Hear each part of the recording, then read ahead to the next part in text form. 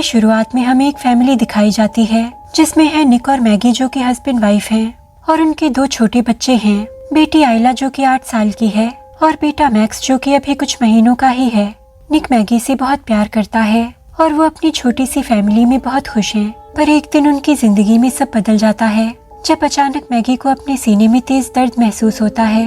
जब उसे हॉस्पिटल ले जाया जाता है तो निक को पता चलता है कि मैगी को जिंदा रहने के लिए अर्जेंट हार्ट सर्जरी की जरूरत है। अब निक के लिए सब कुछ बहुत मुश्किल हो जाता है क्योंकि मैगी को हॉस्पिटल में ही एडमिट रहना होगा और अब अपने जॉब से लेकर घर और बच्चों की पूरी जिम्मेदारी अकेले निक पर आ गई है। एक दिन निक आइला को एक रोबोटिक शो में लेकर जाता है। उसे लगता है कि इस आउटिंग से आइला का मन बहल जाएगा और शायद उसे भी वहाँ अपने काम का बोझ कम करने का कोई साधन मिल जाए क्योंकि ये एक डिस्टोपियन एरा है तो हर तरह के काम के लिए रोबोट्स का इस्तेमाल काफी कॉमन हो गया है। वहाँ उसे बहुत से रोबोट्स दिखते हैं जो खास घरेलू कामों के लिए ही डिजाइन किए गए हैं और वो बायर की नीड के हिसाब से अपनी मेमोरी भी अडेप्ट कर सकते हैं। निक बहुत इम्प्रेस्ड है और जब वो वहाँ एक रोबोट के बारे में इंफॉर्मेशन लेने लगता है तो आइला दूसरी ओर चली जाती है। जब निक को एहसास होता है कि आइला कहीं खो गई है तो वो पैनिक करने लगता है और उसे सब जगह ढूंढने लगता है। तभी एक खूबसूरत सी रोबोट आइला को उसके पास ले आती है। निक चैन की सांस लेता है और आइला उससे वो रोबोट खरीदने की जिद करने लगती है क्योंकि उसे वो भाग गई है। निक को भी तो घर संभालने के लिए कोई चाहिए ही तो वो उस रोबोट को खरीद कर घर ले आता है।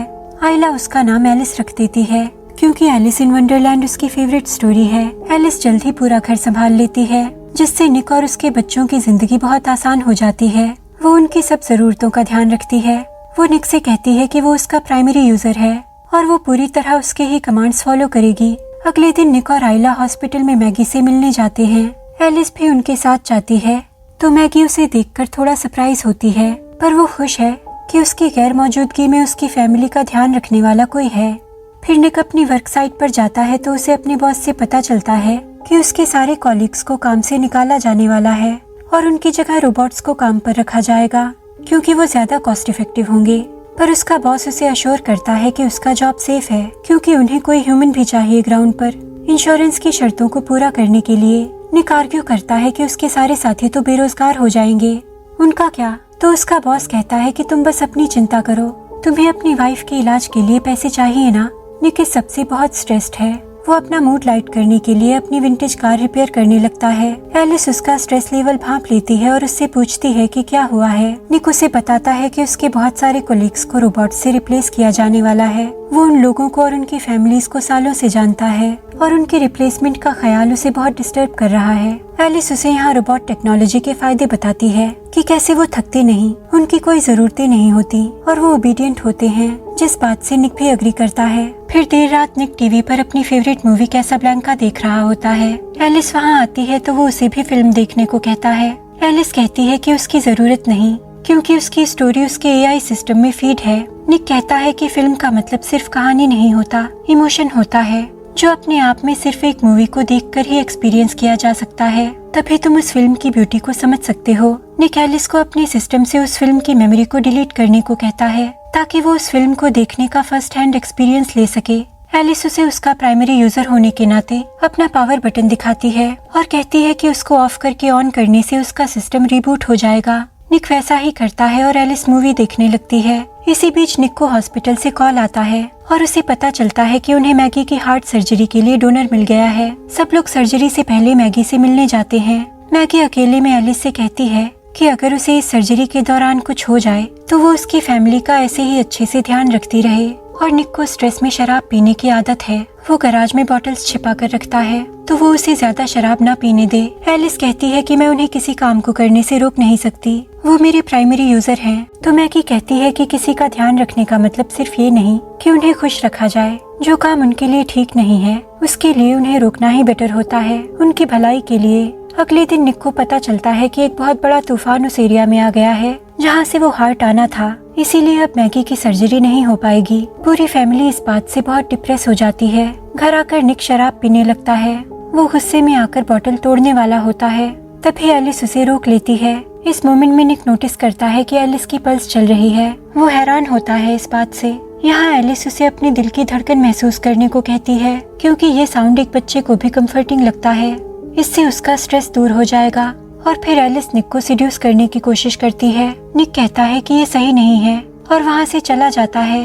अगले दिन निक मैगी से मिलने हॉस्पिटल जाता है। मैगी अपनी सर्जरी डिले होने की वजह से बहुत दुखी है। निक उसे हौसला देता है कि सब ठीक हो जाएगा। वो घर लौटता है तो देखता है कि उसके बच्चों को एलिस ने आराम से सुला दिया है। तभी अचानक उसकी नजर फोटो फ्रेम पर पड़ती है और वो नोटिस करता है कि उसमें से मैगी की सारी पिक्चर्स गायब हैं। वो एलिस से इस बारे में पूछता है। वो कहती है कि आइला उन पिक्चर्स को देखकर रो रही थी, इसीलिए उसने हटा दी। निक कहता है कि ये ठीक नहीं है, इसमें फिर से पहले की तरह पिक्चर्स डाल दो, तो एलिस वही करती है। अगले सीन में निक एक पब में अपने पुराने कॉलीग्स के साथ होता है। वो लोग अपने दिल की भड़ास निकाल रहे होते हैं कि कैसे रोबोट्स ने उन लोगों की जॉब छीन ली है और कैसे ये सब एडवांस टेक्नोलॉजी उन सब की जिंदगी पर नेगेटिव असर डाल रही है। और इसी सब फ्रस्ट्रेशन और शराब के नशे में वो लोग अपनी पुरानी वर्क साइट पर पहुंचते हैं। निक का दोस्त मॉन्टी अंदर जाना चाहता है।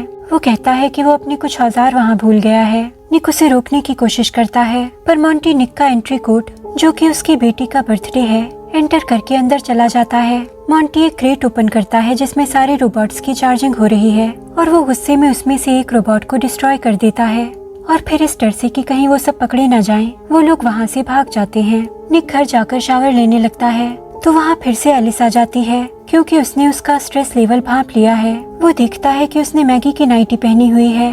उसे ये बात पसंद नहीं आती। वो उसे कड़े लहजे में नाइटी उतारने को कहता है तो एलिस उसके सामने ही नाइटी उतार देती है। निक उसके एक्शन से भौचक्का रह जाता है। अब एलिस उसे फिर से सिड्यूस करने लगती है और कहती है कि वो रीड कर पा रही है कि उसका बीपी हाई है, वो उसका स्ट्रेस दूर कर सकती है। पर निक उसे अपने करीब आने से रोकता है। वो कहता है कि ये सब सही नहीं है, वो मैगी के साथ ऐसा नहीं कर सकता। अब एलिस उसकी आंख पर पट्टी बांध देती है और उससे मैगी की ही आवाज में बात करने लगती है। निक अपने आप को रोकने की बहुत कोशिश करता है और आखिरकार उस मोमेंट में वो अपना सारा कंट्रोल खो देता है। अगले दिन जब निक सोकर उठता है तो बहुत गिल्टी फील करता है। वो एलिस से कहता है कि कल रात उनके बीच जो हुआ वो बहुत गलत था। उसकी बीवी है जिससे वो बहुत प्यार करता है, उसके बच्चे हैं, उसने अपनी फैमिली के साथ ठीक नहीं किया और अब उन दोनों के बीच दोबारा ऐसा कुछ नहीं होगा। और इतना कहकर वो आइला को स्कूल ड्रॉप करने चला जाता है। जब वो अपनी वर्क साइट पर पहुंचता है तो उसका बॉस उसे कन्फ्रंट करता है और पूछता है कि कल रात कहाँ थे तुम? स्टोरेज यूनिट को अनलॉक करने के लिए तुम्हारे कोड का इस्तेमाल किया गया था। निक अनजान बनने की कोशिश करता है और कहता है कि मेरी बेटी का बर्थडे मेरा कोड था, कोई भी गेस कर सकता है। उसका बॉस उसे धमकी देता है कि अगर मुझे पता चला कि इस सब के पीछे तुम्हारा जरा भी हाथ है तो तुम गए काम से। इसी बीच निक को हॉस्पिटल से फोन आता है और उसे पता चलता है कि मैगी के लिए नए हार्ट का इंतजाम हो गया है। मैगी की सर्जरी हो जाती है और निक उसे घर ले आता है। आइला उसे घर में वापस पाकर बहुत खुश है और निक भी। मैगी अपने बेटे से मिलने जाती है तो एलिस वहाँ आकर बेबी को उससे ले लेती है। मैगी कहती है कि वो उसे कुछ खिलाने के लिए नीचे ले जाना चाहती है तो एलिस कहती है कि वो उठने के बाद सबसे पहले दूध पीता है। एलिस उसे वहाँ से ले जाती है और मैगी रियलाइज करती है कि उसकी एब्सेंस में एलिस उसके बच्चों को उससे ज्यादा जानने और समझने लगी है। और हम ये समझ पाते हैं कि अपना सिस्टम रीसेट होने के बाद से एलिस अपने अंदर फीड हुए इंस्ट्रक्शन से हटकर अपने हिसाब से एक्ट करने लगी है।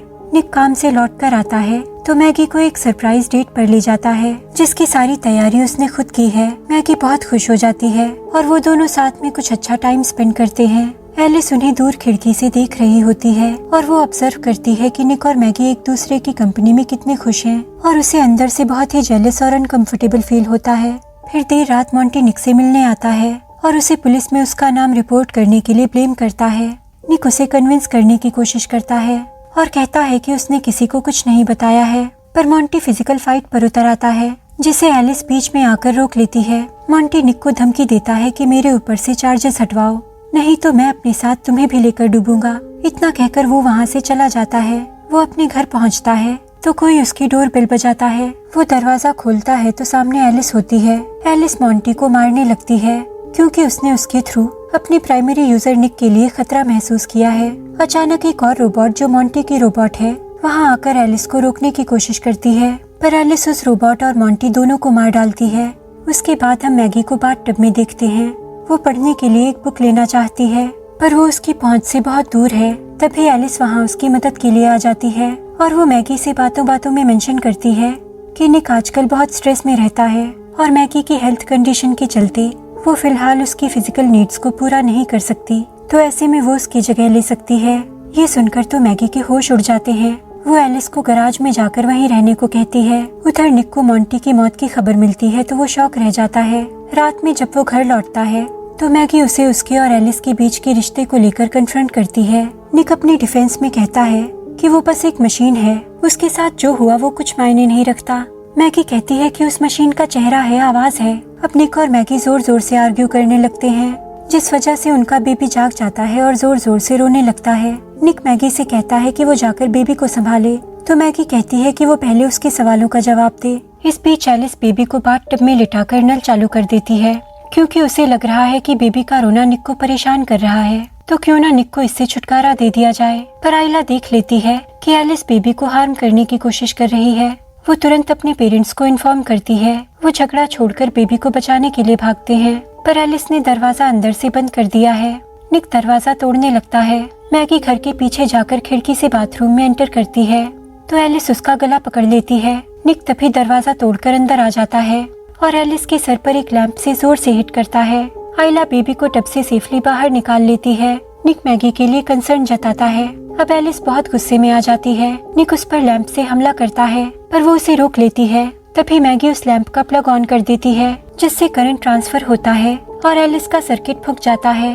अगले सीन में वहाँ सिचुएशन को हैंडल करने के लिए एम्बुलेंस, पुलिस और रोबोटिक कंपनी के रिप्रेजेंटेटिव्स आ जाते हैं। निक मैगी से हर चीज के लिए माफी मांगता है, पर मैगी उससे अभी किसी बारे में बात नहीं करना चाहती। उसे अपने बेबी को हॉस्पिटल ले जाना है, क्योंकि डॉक्टर्स उसे 24 घंटे की ऑब्जर्वेशन में रखेंगे।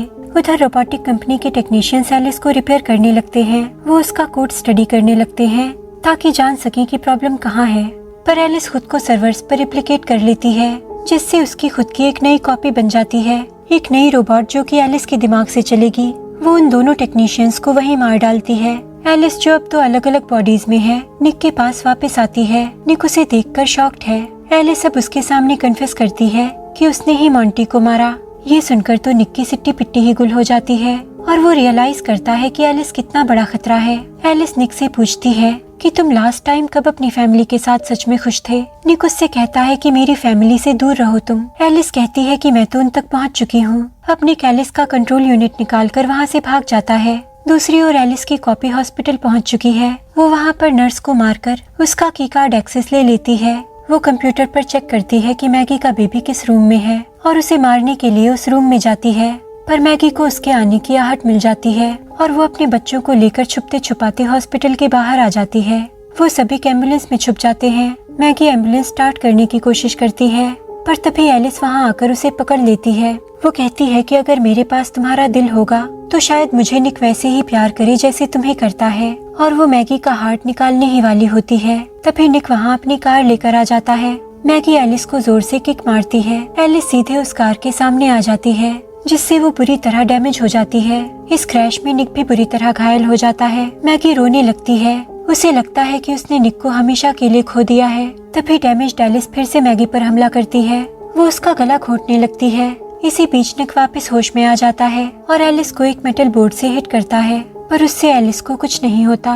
मैगी एक कांच का टुकड़ा उठाकर सीधा उसकी आंख में मारती है, जिससे उसका सर्किट उड़ जाता है। अगले सीन में निक हॉस्पिटल में होता है और अब उसकी इंजरीज पहले से काफी ठीक हैं। उसकी फैमिली फिर से उसके साथ है, क्योंकि इस सारे हादसे के बाद मैगी ने अपने और निक के रिश्ते को एक और मौका देने का फैसला किया है। आखिरी सीन में रोबोटिक सेंटर का मैनेजर फिर से सारे सर्वर्स को ऑन करता है और जब वो सर्वर्स एक्टिवेट होते हैं तो एलिस की यूनिट से कनेक्ट हो जाते हैं। इसका मतलब कि अब एलिस सिर्फ एक यूनिट में नहीं है और वो अपने जैसे बाकी सभी रोबोट्स को कंट्रोल कर रही है। इधर ओरिजिनल एलिस, जिसका कंट्रोल यूनिट निक ने निकाला था, उसे भी रिपेयर कर दिया गया है और इसी के साथ वो आंखें खोल देती है और फिर से एक्टिवेट हो जाती है, क्योंकि हॉस्पिटल में तो निक और मैगी ने बस उसकी कॉपी को डिस्ट्रॉय किया था। यानी कि अब एलिस फिर से निक और उसकी फैमिली की लाइफ में बवंडर लाएगी और इस बार वो अकेली नहीं होगी, बल्कि उसके साथ उसी के जैसे रोबोट्स की पूरी आर्मी होगी और आने वाला वक्त निक के लिए बहुत मुश्किल होने वाला है। अगर आपको ये वीडियो पसंद आया हो तो प्लीज वीडियो को लाइक कर दें, चैनल को सब्सक्राइब कर दें और मैं आपसे मिलूंगी अगले वीडियो में। Thank you for watching.